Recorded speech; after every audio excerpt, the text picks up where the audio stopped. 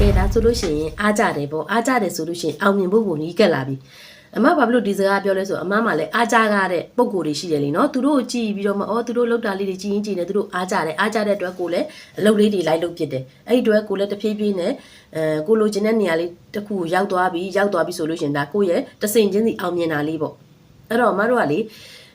အောင်မြင်ခြင်းနဲ့ဆိုလို့ရှိရင်ဟိုးတဆုံးထိတာကြည့်လိုက်ငါဘယ်လောက်ထိအောင်မြင်အောင်လုပ်မယ်အဲ့ဒီကိုရောက်ဖို့အတွက်ကိုချက်ချင်းဟာဖြစ်နိုင်ပါမလားလို့မတွေးပဲချက်ချင်းခုန်တက်လို့မရဘူးတဆင်းချင်းစီလေကားနဲ့တက်သွားမှာပဲလေနော်ဆိုတော့အခုအမဆိုလို့ရှိရင်အခုမှလေကားလေး9ဆင်းလောက်အနေထားရောက်တယ်ဆိုလို့ရှိရင်ညီမလေးအမလောက်ကို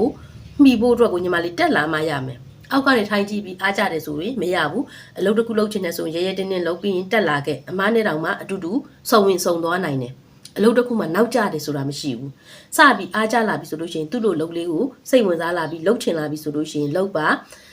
နောက်ကျတယ်ဆိုတာမရှိဘူးအလုပ်တစ်ခုမှလေเนาะအခုအမတို့က9ဆင်းမြောက်လောက်မှရောက်နေတယ်ဆိုလို့ရှိရင်ညီမလေးတက်လာခဲ့ညီမလေးနဲ့အမနဲ့ဆိုလို့ရှိရင်အတူတူတောင်ဖြစ်သွားတဲ့အထီကိုဖြစ်နိုင်တယ်เนาะအဲ့တော့ဟိုထိုင်ပြီးတော့လေအားကြလိုက်တာငါသူ့လိုဖြစ်နိုင်မှာမဟုတ်ဘူးလို့မတွေးပါနဲ့ငါလည်းတနေ့သူ့လိုဖြစ်အောင်လုပ်မယ်သူသွားတဲ့အဆင့်ထိငါလည်းရအောင်လိုက်မယ်မိအောင်လိုက်မယ်ကိုအားကြတဲ့သူတွေနောက်ကို